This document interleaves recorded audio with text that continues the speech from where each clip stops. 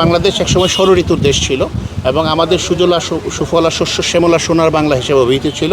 এই শ্যামলিমা রক্ষার জন্য একই সঙ্গে আমাদের যে দেশীয় ভেরিয়েন্ট যেগুলো ছিল, যেগুলো আমাদের পরিবেশ প্রতিবেশের অন্যতম অনুষঙ্গ, সেগুলোকে ফিরিয়ে আনার লক্ষ্যে আমরা লক্ষাধিক বৃক্ষরোপণের একটা কর্মসূচি নিয়েছি জেলা পরিষদের উদ্যোগে আগামী কয়েক বছরে।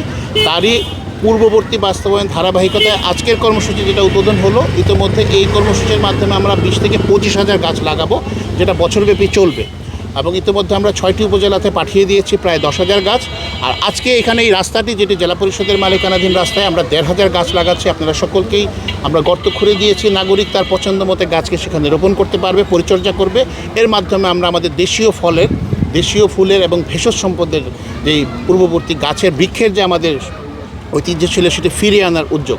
কারণ এর মাধ্যমে আমাদের পরিবেশ প্রতিবেশের ভারসাম্য এবং সাম্য রক্ষা পাবে। আপনারা জানেন যে আমাদের কিছু গাছ, যেগুলো সফেদা, আমরুজ, বাতাবি লেবু, যেটাকে আমরা জাম্বুরা হিসেবে জানি, আমি সব বৃক্ষের নাম এই মুহূর্তে সেভাবে বলছি না, 117 রকমের গাছ আমরা গবেষণা করে বের করেছি, যেগুলো আমাদের ঐতিহ্য ছিল, এই মাটির সঙ্গে সামঞ্জস্যপূর্ণ ছিল, যেগুলো কার্যকর বৃক্ষ, ফল দিবে, বছর শেষে পরিণত বয়সে কাঠও হবে। একই সঙ্গে আমাদের যে পশু পাখির একটা অভয়ারণ্য হওয়ার সুযোগ আমরা সৃষ্টি করতে চাই। কারণ প্রচুর পাখি এক সময় ছিল, গাছ হলে ফল খাবে, গাছ থেকে সেখান থেকে পরিবেশে যেমন সাম্য থাকবে, পশু পাখির জন্য অভয়ারণ্য হবে, আমাদের ইকোলজিক্যাল ব্যালেন্সটা ফিরে আসবে।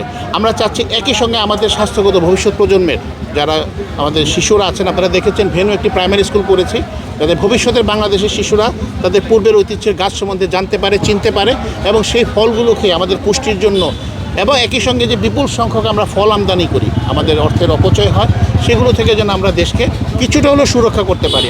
আমরা গাছের পরিচর্যার জন্য আমাদের ইতিমধ্যে 17 জন দৈনিক ভাড়া ভিত্তিক আমাদের কিছু আমরা নিয়েছি, আমাদের কিছু সহকর্মী, একই সঙ্গে আমার স্টাফ 6 জন থাকবেন আমরা আগামী 1 মাস। এবং সেই জন্য আমরা পানি এবং পর্যাপ্ত কিউরিংয়ের জন্য আমরা মোটরের ব্যবস্থাও করেছি, পাইপ সহ।